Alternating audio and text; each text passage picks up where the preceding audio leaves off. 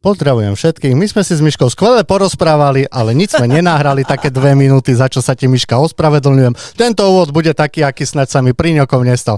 Takže, Miška, ja všetkým poviem, čo si mi doposiaľ porozprávala a ty mi ešte, keď môžeš, začni rozprávať tým, s kým tu sedím. Sedím tu s Miškou Kapralíkovou a bavili sme sa o tom, že je z východu a prerušil som ju v jej detstve. Poďme ešte raz späť k tomu detstvu, Miška. Prepáč. No, do detstva sa asi každý vracia rád, je to úžasné.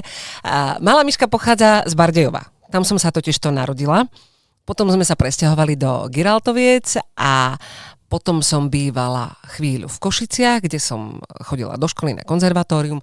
Tam som bola aj rok v divadle. Teraz sa to volá, že Slovenské národné divadlo, Košické národné divadlo. A potom som pôsobila 2 roky v divadle Jonáša Záborského v Prešove a potom ma láska zaviala do Bratislavy. Ak si spomenieš na svoje detstvo, čo ty, mikrofón, herectvo, bolo ti to predom určené dané?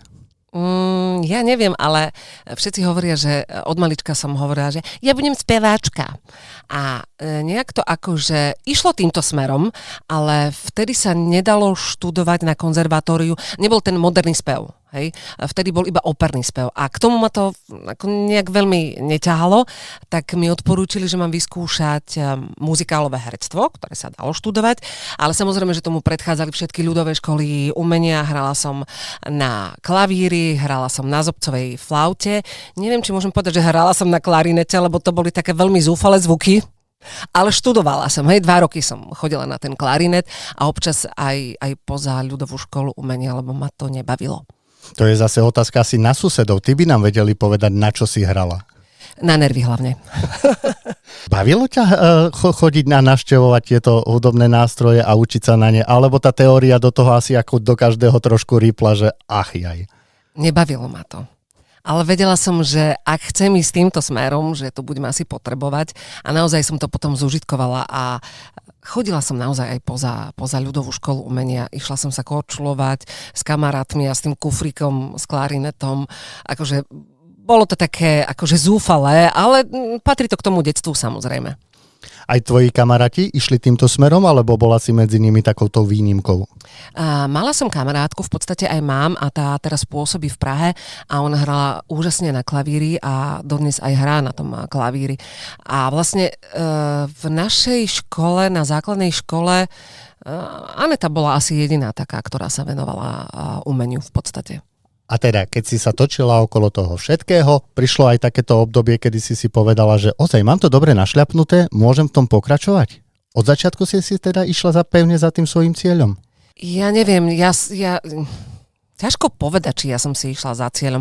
Ja som tak nejak akože plávala v tom živote a ono sa to hovorí, ale je to pravda naozaj. Nemala som rada matematiku, herci nemajú radi matematiku, naozaj sú výnimoční herci, ktorí majú radi matematiku, napríklad môj svokor bol jeden z tých výnimočných, ktorý mal rád tú matematiku a aj môj manžel teda študoval dokonca matematiku, ale väčšina hercov, o ktorých viem, matematika im nič nehovorí. Takže ja som tak nejak plávala a povedala som si, že asi by som mala doplávať na to konzervatórium a bolo by to fajn. Išla som na príjmačky, stretla som tam úžasného človeka, Táničku Radevu, ktorá je z Trebišova, teda bola z Trebišova, čo mi je veľmi ľúto. A tá so mnou pracovala na škole, bolo to úžasné a potom nejakým spôsobom to tak so mnou nejak išlo, že už som počas školy nahrávala v Slovenskom rozhlase, rozhlasové hry, čo bolo úžasné, alebo veľká prax pre mňa. A začala som hrať už v Staromestskom divadle, vtedy bolo Staromestské divadlo Peter Rašev a Ľubka Blaškovičová. Takže sme chodili po zájazdoch s divadlom, ja ako školáčka v podstate ešte. A už som hrávala aj v Košickom divadle. Áno, a popri tom celom, vieš, keď sa povie, že herectvo, každý si predstaví zrovna tie dosky, kameru a byť videný na obraze. Bol to aj tvoj prípad, veď mohli sme ťa vidieť či v mnohých seriáloch, filmoch, inscenáciách a podobne. Ale tak teda potom tvoj smer nabral skôr ten taký zvukový, ako keby smer, dobre, druhýkrát to isté slovičko som použil, ale to je v poriadku. Môžeš. Aspoň vidíš, ja som na amatérskej tejto založený. Žiadne profesionality tu na odo mňa dneska nečakajte. Posluchači už vedia. No a nebolo ti to tak trošku ľúto? Vieš, že schádzala si pomaly z toho obrazu? No, akože do dnešného dňa v podstate si tak hovorím, že nevrátila by som sa ešte možno naspäť na to javisko, nevrátila by som sa pred kameru, ale neviem, či to naozaj úprimne zo srdca až tak akože veľmi chcem, pretože práca, ktorú momentálne vykonávam, ma veľmi, veľmi baví. Hovorím teda o dabingu, keďže veľa dabujem a robím aj réžiu slovenského znenia, ale ja som mala 18 rokov a 19 rokov, 20 a ja som si zahrala naozaj nádherné postavy. Ja som hrala hlavnú postavu Lysistratu v Prešovskom divadle. Hrala som Aničku v Ženskom zákone. Bola som úspešná v tých muzikáloch Donaha napríklad na Novej scéne. Rebelové, Cigáni idú do neba. Krysář. Prednedávnom sme dernírovali muzikál Jago a vtedy som si povedala, že asi stačí. Ja som si dala takú pauzu medzi tým, keď som rodila moje deti a vtedy sa tak tá cesta trošku možno viac odklonila k tomu dabingu.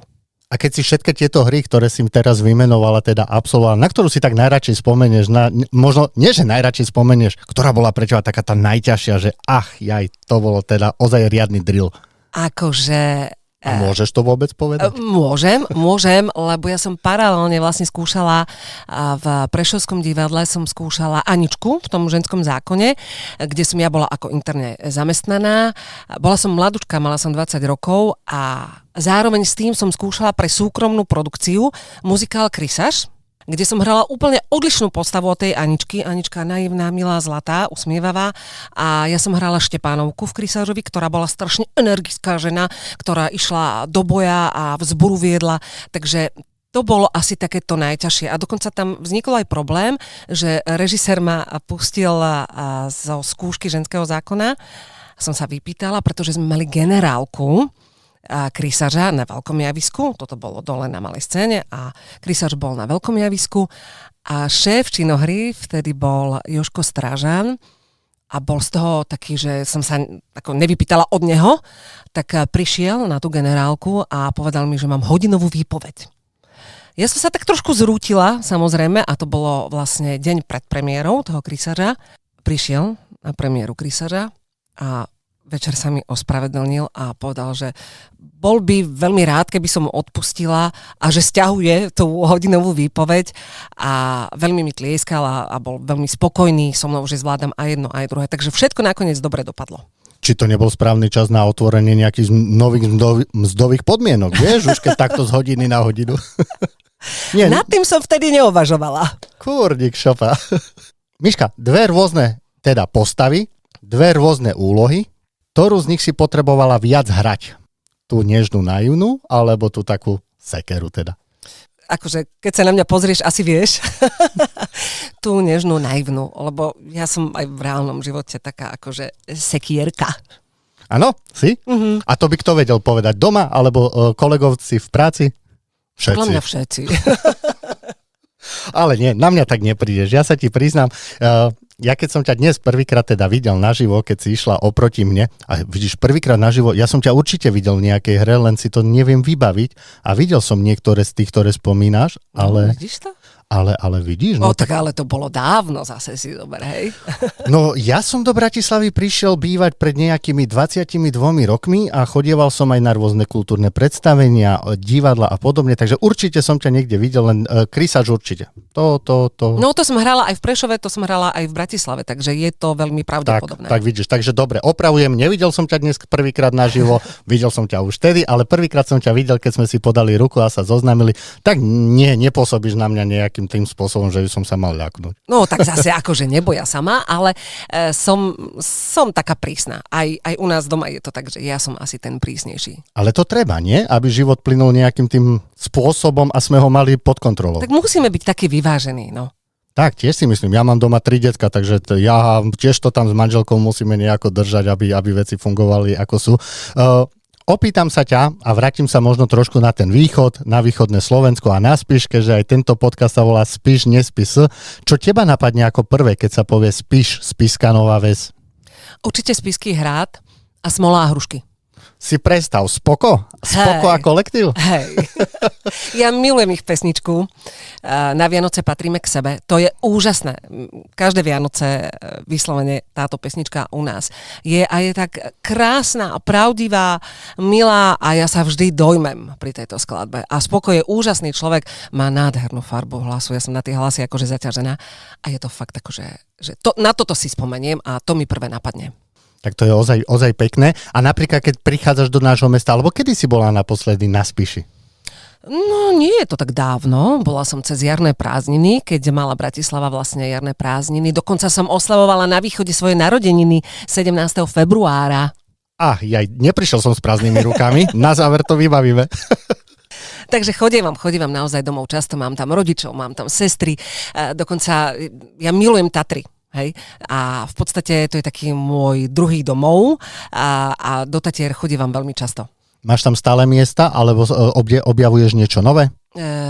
Mám tam svoje miesto, máme tam taký menší bytík, keď sme si tam tak zadovážili, ktorý si samozrejme splácame, len aby si nemyslel niekto, že akože halo, ale snažím sa, aby som mala prejdené všetky štíty, dokonca som bola už aj na Lomnickom štíte, nie lanovkou, pozor, aj lanovkou som bola, ale boli sme s horským vodcom na Lomničaku, aj Gerlach už mám za sebou, nie Gerlach, trepem, to by mi manžel vynadal, pre Boha.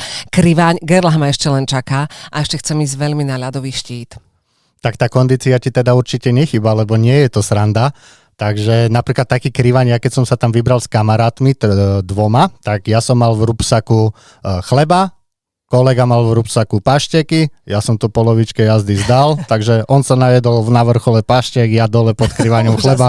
Mne to asi zasytilo ma to viac, samozrejme. Takže ty sa nebojíš takýchto nejakých šlapacích výziev, alebo kondícia je tvoja silná stránka? No takto, snažím sa, nebojím sa, frflem, hej, ale u nás sa hovorí, že máš povolené 3 frfy a dosť, takže už keď dám tretí frf, tak prestanem, lebo manžel je už potom z toho nešťastný, ale zvyknem si z toho robiť srandu ako frflem, ale to je tak akože v podstate pre zábavu, hej. Naozaj mám veľmi rada tú očistu, je to akože, mne to veľmi pomáha na tú hlavu, zabudnúť, byť v tej prírode, nemyslieť na nič a ja v podstate pôjdem aj sama. Hej, že ja nepotrebujem nikoho vedľa seba, len tak si rozjímať a rozmýšľať nad tým životom a vnímať tú pohodu, ten pokoj, tie naše krásne Tatry. No, napriek tej krásnej prírode, ale dokážeš vypnúť. Vyslovene, že si povie, že a teraz nemyslím na nič, všetko hážem za hlavu a užívam si ten daný moment. Snažím sa o to. Ide to? Tak, ono to tak, ako sa hovorí, pokulháva, ale snažím sa. No tak ja ti prajem, aby si takých momentov mala čo najviac, aby si nabíjala energiu a naberala teda ďalšie sily do ďalšej práce. By som ešte spomenul ten východ teda, ak sa tam vyskytneš a pohybuješ. Preto sa to opýtam, lebo mne sa to stáva niekedy. Ja chodievam ako obchodiak po celom Slovensku, rôzne tie človek stretáva mentality a kraje a ľudí. Ty vidíš nejaké rozdiely u ľudí, ktorí sú teda potatranci a tam pôsobiaci nejako? Vnímaš tie nejaké rozdiely? Ja, to akože zatiaľ si do živého podľa mňa. Akože áno, mám pocit, že tam sa tak ľudia neponáhľajú na tom východe, že je to také pokojnejšie, sú takí... sú strašne, nehovorím, že tu v Bratislave nie sú milí, hej, sú milí, ale na tom východe sú ešte takí... Ešte o niečo by som povedala, že milší, samozrejme nájdu sa aj nepríjemní, aj tam. Všade. Ale sú takí, no pokojnejší a neponáhľajú sa asi tak, ako sa ponáhľame my tu v Bratislave. S tým súhlasím, toto si veľmi, veľmi podobne myslím aj ja, ale na druhej strane ty ako profesionálna dubbingová herečka, režisérka a podobne, nereže ti to tam trošku uši? A možno aj teraz pri tomto rozhovore. To čo si? To však ja nezaťahujem vôbec, nie, to ja som v pohode, nie? Jasné, že nie. Nie, počúvaj, ja prepnem. Ja normálne prepnem a ja sa veľmi prispôsobím. Lebo... Ja mám rada vlastne východňarčinu. Dokonca som upravovala aj povýchodňarský text v Slovenskom rozhlase. A keď stretnem kolegov, či je to Ňusi Barta, alebo aj Vlado Kobielsky, východňari z konzervatória, z Košíc, tak my si tak porozprávame, takže je to v pohode, nie je žiaden problém. Áno, a to sa veľmi často stáva, lebo ja keď napríklad volám šéfovi, on je Brňák, tak on podľa prízvuku, kde som, v ktorej časti Slovenska vie, že ani sa nepýta, kde som. On, Lukáš, ty si na východe, že? Alebo Bratislava. Hej, hovorím. Ale zaujímavé, že toto sa mi nestáva, keď prídem do Fínska, Maďarska, Španielska, tam mi to neprepne nejako jazykovo. Ono, to bohužiaľ, ten gombík tam nejak nefunguje. Ani mne to nejde. Nič z toho nerob, sme dvaja. Dobre, tak sme viacerí, tak to som teda rád. Miška, poďme trošku aj k tvojej práci teda, ktorú si načala a v ktorých priestoroch sa pohybujeme. No Čo tak, prepáč. Dobre. Povedz ty. Nie, najradšej mám, keď mi povieš ty bez toho, aby som sa opýtal. Poď. No tak momentálne sa nachádzame v štúdiu, v dubbingovom štúdiu Sunrise, kde ja pôsobím ako herečka, ale hlavne pôsobím ako režisérka slovenského znenia. Chceš o tom niečo vedieť? No daj mi, lebo keď mi povieš, že ako režisérka slovenského znenia, predstavujem si teda bývalú pani učiteľku slovenčinárku, ktorá dbala do detailov na to. Nie, som úplne vedľa, tak mi povedz pár vetami. Nie, režia slovenského znenia. To znamená, produkcia ti zadelí film, ktorý ideš ty vyrobiť ako režisér, pošlu ti plachtu, tam máš napísané vlastne, že ktoré postavy sú v danom filme a ja si to musím pozrieť, samozrejme ten film, obsadiť ho našimi slovenskými hercami. A naozaj akože snažíme sa nájsť tú hlasovú zhodu, aby to bolo kvázi aspoň, ja neviem, no ideálne jednak jednej, ale nevždy sa to podarí.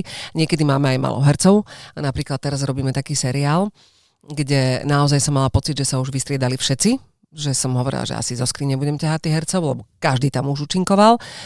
A potom, keď príde tá nahrávka, tak sedím ja v tej réžii, ja to mám napozerané, teda režisér to má napozerané, vysvetlím hercom, o čo ide, aby vedeli, aká situácia sa odohráva. Lebo nie je to tak, že my ideme chronologicky od prvej časti. My niekedy začíname v 5. časti a ten herec nevie, čo sa udialo, prečo je to tak. Od toho je tam ten režisér, aby to vysvetlil, aby vedel, kde má byť dôraz, ktoré slovo má význam, lebo často naozaj tí herci netušia, ako what's go v tom seriáli alebo v tom filme. Takže samozrejme potom dávam pozor na to, či je to správne vyslovené, či je tam dobrý synchron, to znamená dĺžka. Kontrolujem aj tú úpravu textov, lebo aj tie úpravy textov máme prekladateľov a úpravcov. Je to veľmi dôležité, aby to sedelo na tie ústa. Niekedy tie úpravy sú také, že nemá to úplne až taký zmysel, ako to má v tom originálnom jazyku. Odpočujeme originálny jazyk a skúsime to urobiť my ešte po svojom. A to asi všetko. No dobre, ale popri tom všetkom, čo si povedala, mi teraz povedz, a ty si ten film alebo seriál potom pozrieš aj vo finálnej podobe, keď ho dávajú v telke?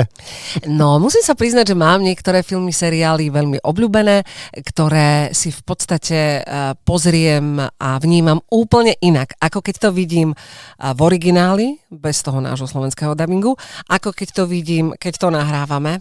A úplne iný je ten výsledok v tej telke. A vtedy si poviem, že toto som mohla urobiť lepšie, alebo si poviem, tak toto sa mi podarilo, na toto som pyšná. To som sa zrovna chcel opýtať, takže nejaká tá profesionalita aj pri pozeraní teda seriálov v televízii tam je, že dívaš sa na to takými pracovnými očami a počúvaš to pracovnými ušami. Hej, a nie je to niekedy na druhej strane dobré, pretože moje deti mi hovoria, mama, nechaj nás pozerať, lebo ty pracuješ, ty hovoríš, toto bolo krátke, koho tam obsadili? Takže deformácia. No a tých hercov tam bolo veľa a všetkých, čo sa zúčastňujú, ale predsa. Máme dosť a máme, neviem, keď sa ťa opýtam kvalitných, tak na kolegov asi nepovieš nič iné, že by nie, ale aká je tá kvalita dabingová na Slovensku? U nás podľa mňa veľmi dobrá. Naozaj, ja musím povedať, že slovenský dubbing je super a ja verím, že veľmi, veľmi dlho vydrží. Dokonca si dovolím povedať, že naozaj náš dubbing je oveľa lepší ako ten český dubbing. Oni sa tak trošku zhumplovali. Ako my na to dávame naozaj väčší dôraz, väčší pozor. Možno sa na mňa teraz niekto nahnevá, ale naozaj ten náš slovenský dubbing máme úžasných daberov a ja sa z toho veľmi, veľmi teším. A naozaj nám vyrastajú aj nové generácie a snažíme sa učiť tých mladých, ktorí sú na konzervatóriách alebo aj na Vysokej škole muzických umení, aj toto je veľmi dôležité, aby vedeli naozaj dobre rozprávať, aby sa vedeli uživiť aj tým dubbingom. Lebo niekto si povie, dokonca som aj, keď som raz niečo poslal, tak niekto napísal, a čo, však vy tam nič nerobíte.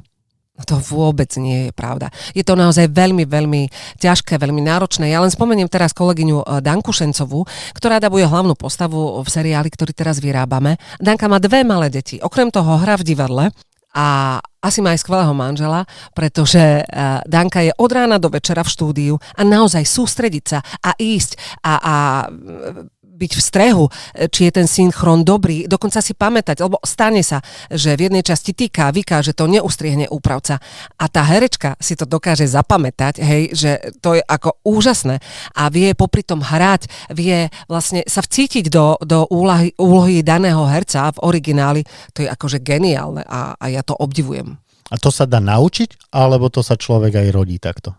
Ono dá sa to naučiť, ale chce to veľkú prax a treba na sebe makať. Je to naozaj veľmi dôležité, aby človek na sebe makal, aby sa nevzdával, ale istým spôsobom sa ten človek s tým musí aj narodiť. Miška, keď to niekto počúva a si povie, že chcel by som byť ten dubbingový herec, sú na to nejaké noty, pravidlá, že kedy treba začať, čo treba robiť, alebo takto postupne? Čo by si tak vedela možno poradiť, ak niekto nad tým uvažuje? Noty na to samozrejme neexistujú žiadne. Človek to buď v sebe má, alebo to v sebe nemá a musí chcieť, musí ho to baviť. Existujú rôzne dubbingové školy, bohužiaľ my na toto nemáme priestor, pretože ide to veľmi rýchlo, ide to do výroby a sme tlačení, keďže to ide do vysielania, aby to bolo urobené samozrejme čo najskôr, čo najlepšie, aby to bolo vyrobené efektívne, takže tu v týchto dubbingových štúdiách na to nie je priestor, aby sme zaučali nových, ale skúšame a ak je tam potenciál, posielame do dubbingových škôl, aby nám odtiaľ vlastne tí mladí alebo tie decká prichádzali, ale nejaké osnovy na to, to neexistuje. Do dubbingových škôl hovoríme o stredných školách alebo už vysokých? Nie, to sú také súkromné dubbingové školy. Po niektorí kolegovia to takto vedú. A musím povedať, že nám posielajú úžasné mladé talenty, za čo sme vďační, lebo tie decká sa tie základy, čo je mikrofón, čo je synchron, ako otáčať scenár, to všetko sa naučia tam a vlastne nám prídu, nemôžem povedať, že hotoví dubbingoví herci, ale už aspoň nejakým spôsobom predpripravení. Aj ty máš deti, ktoré sa odmala pohybujú v tomto prostredí. Kto by to bol čakal, že? Tak ako ty si možno spomenieš na tie detské časy, alebo aké sú deti teraz? Dá sa to porovnať, ako to bolo kedysi, ako to je dnes? No ja som nezačínala úplne ako dieťa, pretože ja som začínala v Košiciach, keď som bola v škole na konzervatóriu. A už som bola v podstate akože tínedžerka, takže že nebola som už ako že dieťa. Vtedy sa ešte veľmi veľa vyrábalo v Košiciach pre slovenskú televíziu. Dnes už viem, že sa nevyrába tam toľko dabingu. Ale no napríklad tak moje deti, môj syn Miško začal dabovať asi keď mal 7 rokov, ledva to čítalo a dcera dokonca nevedela čítať, tá mala 4 roky, pretože Janka Strnísková robila taký kinofilm a poprosila nás, že nejaké 3-4 slúčky, slúčka to znamená 30-sekundový úsek, že potrebuje, a v tej slúčke môžeš mať 1 vetu, 2 vety, ale môžeš mať monológ na tých 30 sekúnd, že potrebovala by niečo nahrať, tak či by sme nedošli, tak sme došli, ale z tých 3 slúčiek nakoniec bolo 30 slúčiek, pretože nejaká mladá herečka to nezvládla, ktorá mala dabovať toho malého tučniačika, bol to tučniačik, bola to kreslenka, takže či to skúsime? Tak ja som hovorila, že fúha, toto ja neviem, akože však Martinka nevie čítať. Ty jej prečítaš, ona bude po tebe opakovať. A tak toto bolo presne, že ja som jej to vlastne prečítala, predhrala a ona to len zopakovala, pekne pán zvukár to tam vložil, to tam nastrihal a bolo to úžasné. A odvtedy sa to tak akože s tými deťmi ťahá. Mne nedá nespomenúť, deti sú teda v dabingu, ty si v dabingu, pán manžel sa pohybuje v tomto prostredí. Vy ste tá celá rodina, taká tá známa na Slovensku ako Kaprálikovci. Niekedy už vidím, že tak trošku nad tým ideš povzdychnúť. Nie je to niekedy otravné, keď sa ťa na to každý pýta? Vieš čo? Nie je. Ja som na to hrdá a akože ja viem, je nás veľa a dokonca by mohlo byť niekedy v nejakom filme povedané, že účinkovali Kaprálikovci a ďalší. Lebo naozaj sa stretneme niekedy v jednom filme všetci. Ale no, Môžem je za to, že sú takí dobrí. Tak šťastie áno, však pokom tie deti sú len po tebe. A po manželovi. Áno. A ešte aj po detkovi, ešte aj po strýkovi. Aké to je sa počuť? Alebo počuť strýka, detka, takto, v telke? Je to úžasné, pretože ja seba nemôžem počúvať. Ja som veľmi kritická na seba, ale keď počujem deti a minule šiel jeden film, kde dabovali obidve decká, keď boli malé. Syn už má 22 rokov, dcera bude mať 20 a ja že Ježiš Maria, náš malý myšinko, naša malinká Martinka a to bolo úžasné, že tie spomienky tam sú, alebo napríklad môj svokor, detko Dušan, ktorý tu už bohužiaľ medzi nami nie je, tak keď si zapneme rozprávku Auta, kde on úžasne daboval Matera, dostal za to dokonca cenu za najlepší pozor, celosvetový dubbing, tak to je akože niečo neskutočné, že to ostane po tebe. To je krásne. No, ja až zimomriavky mám, neviem, či to je videl, lebo toto je úžasné. Vaše tie korene siahajú ešte hlbšie. Mne sa nedá neopýtať Elo Romančík. Áno, Elo Romančík bol detkom môjho manžela, Martina Kaprálika, pretože jeho dcéra Helenka, teda Elova, bola Martinová mamka, ktorá tiež bohužiaľ medzi nami nie je a tá si zobrala za manžela tatina Martinovho Dušana Kaprálika. Takže tie korene tam sú samozrejme a ešte Ivo Romančík je Martinov strýko, pretože to bol vlastne jeho mamky brat. Takže to je skutočne tak významná rodina v tomto smere, že ja som v živote nečakal, keď som tento podcast zakladal, že s niekým takýmto budem sedieť. Hej. Naposledy, keď som si takto spomeniem, pán Martin Huba bol mojím hosťom, s ktorým sme sa tiež veľmi príjemne porozprávali a pospomínal na tú Spisku Novú Ves. Ale tak teda, ja by som sa ešte pri tebe opýtal, si spomenula Košické divadlo. Peťa Čižmara nám poznáš? Áno, poznám. Tak on bol tiež mojím hosťom a pôsobí v Spiskej Novej Vsi v divadle Kontra. Tak Peťo je úžasný človek, takže takí tí kolegovci zo Spiša sa pri tebe bežne pohybovali.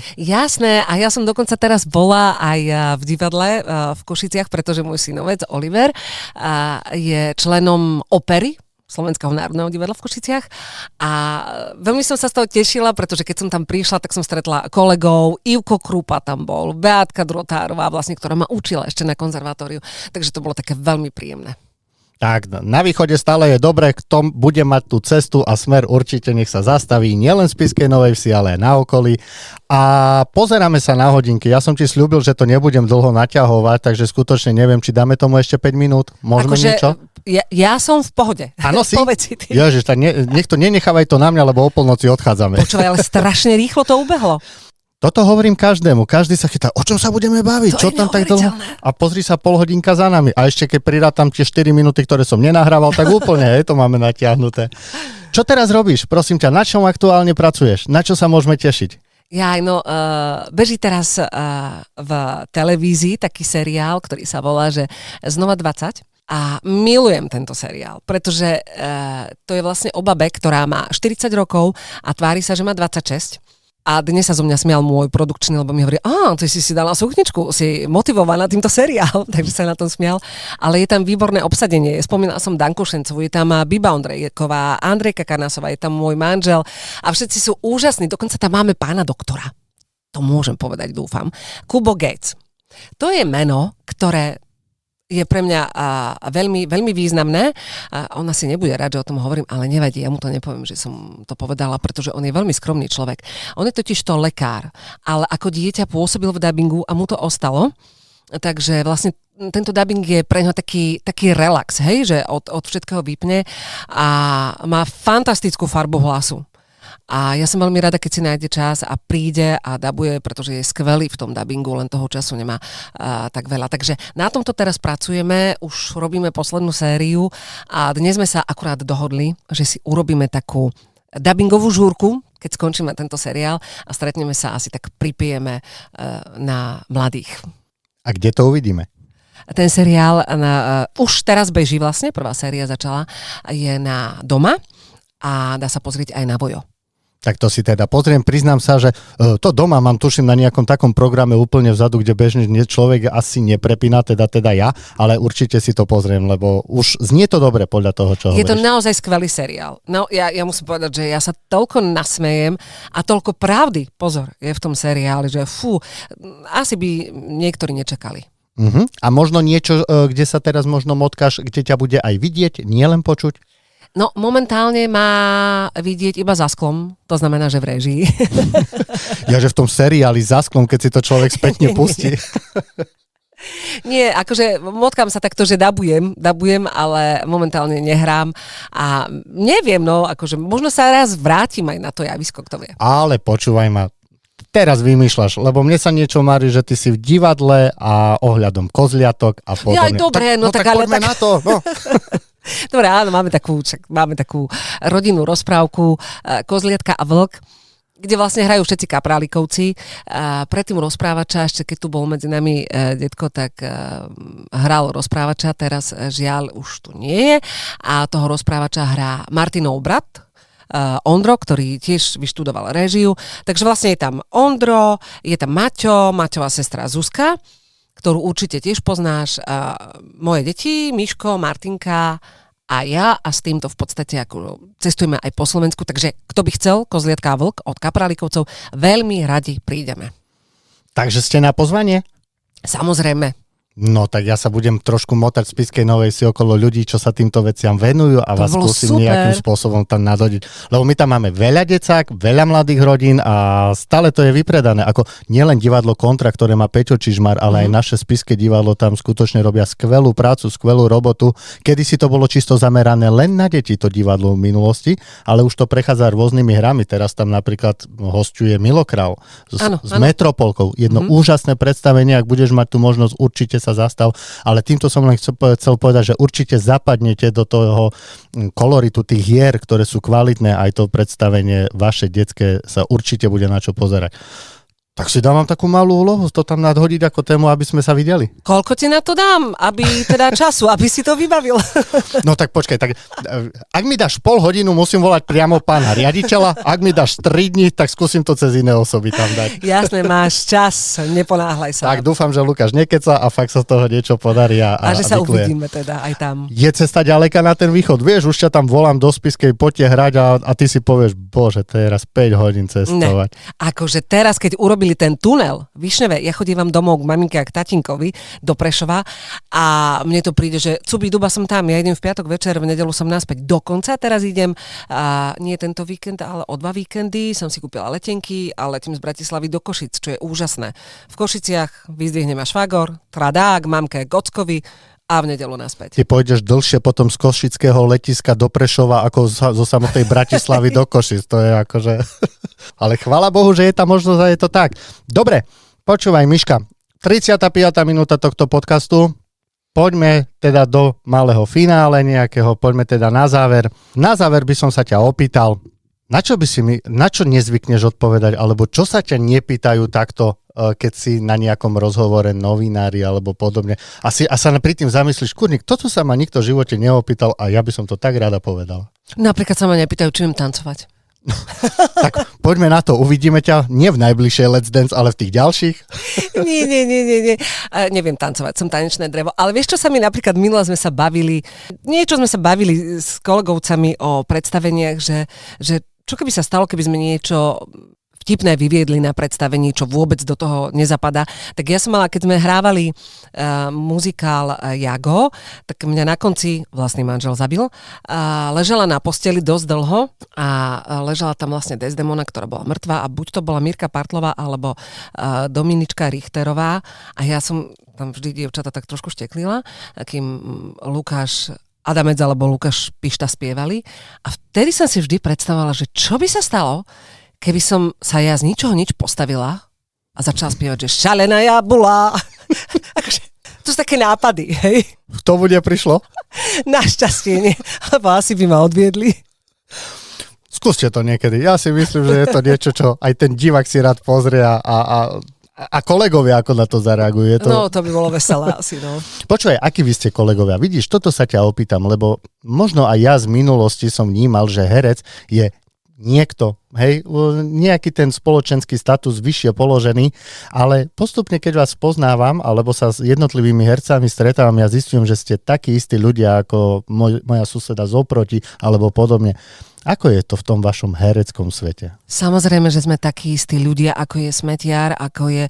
Ja neviem, prečo je to takto. Ja naozaj netuším, pretože každé povolanie je dôležité. Všetci tu máme nejaké posolstvo. Ty si tu pre niečo, ja som tu pre niečo. A to, že ty robíš, teda neviem, čo konkrétne robíš, ale že to, čo robíš, asi pre niečo robíš, ja tiež robím, ale každá práca je veľmi dôležitá. Či lekár, či upratovačka, či ten smetiar, ktorého som spomínala, alebo herec, učiteľ. Neviem, prečo je to tak, že tí herci sa brali... Neviem, možno preto, že sú to verejné osoby, možno preto, ale neviem, podľa mňa my sme úplne normálni a ľudskí a milí. Neviem, kde sa toto nabralo. Ale viem si predstaviť, že niekedy to je podľa toho, ako človek má náladu. Lebo nie človek stále má sa zobudí s tou pravou nohou, niekedy má človek viacej starostí, menej starostí, ale to teraz... odhľadnúť od toho, či herec, či predávačka, či hocikdo. Ale nie je to niekedy možno otravné, keď vás človek aj s manželom spozná na ulici a prosím vás, môžem vás poprosiť o fotku, alebo takto? Vieš čo, akože ja som to nikdy nebrala ako otravné. Mňa to skôr potešilo, že niekto má o mňa záujem v tom dobrom zmysle, že si povie, to je tá, alebo mi napíšu, že som sympatická a chceli by podpis kartu. Pre mňa je to také príjemné potešenie a keď nám niekto ešte povie, že vy ste takí úžasní, obidvaja a celá vaša rodina, máme vás radi. Nikdy som to nebrala, že by ma niekto nejakým spôsobom obťažoval. Jasné, zobudím sa niekedy a ja, ako sa hovorí, riťou hore a ja mám zlú náladu, nikto nie je na baterky, ale prečo by si to mal odniesť ten človek? Že ja mám zlú náladu, on za to nemôže. Je to tak a ja si dovolím tvrdiť, robíte skvelé veci a tak ako keby pozbudzujete určite aj mnohých pri tej vašej práci, lebo pri vašej práci, pri teda jej výsledku si človek väčšinou oddychne a má pozitívne akože nálady a nejaké tie, jak sa to povie? Pocity. A to si krásne povedal, že povzbudzujeme a že človek si oddychne a má krásne pocity. To je úžasné, áno. Je to také, akože to divadlo, to herectvo, aj ten dubbing, veď to je istým spôsobom posolstvo. My niečo posúvame, hej? A už nech si človek zoberie z toho to, čo si zobrať chce. Tak, presne tak. Dobre, Miška, opýtam sa ťa ešte na tvoje fakt na záver nejaké tie obľúbené miesta. Na východe si spomínala Tatry. Kde tu v Bratislave si ty rada oddychneš? Ja aj fitko. Ja veľmi rada chodím do fitka, lebo tam ventilujem hlavu a ja mám už roky jedného trénera a ten hovorí, že som jeho žena, s ktorou je najdlhšie, dokonca som s ním dlhšie ako on so svojou vlastnou manželkou a on už vie, keď prídem do fitka, že akú mám náladu a čo potrebujem. Či potrebujem nejaký silový tréning, to znamená, že sa vybúriť, lebo ma niekto vytočil strašne, alebo že dnes spijánko, lebo som strašne unavená. Áno, a je dôležité mať osobného trénera, lebo ja keď som ho nemal, ja som ti tam sa neprinútil nejako ísť. Ale potom, keď som si ho zobral, Ježiš, mne sa nechce, ale čo ten Cedric si bude o mne pomyslí? Áno, viem, o čom hovoríš, áno. No, ale tak. Pozri sa na mňa, úspešne som s tým skončil. Je to vidieť, že už tam nechodím. Ale na tebe je vidieť, že si pravidelný návštevník. Ty si zlatý. No tak dobre, poďme ozaj do finále.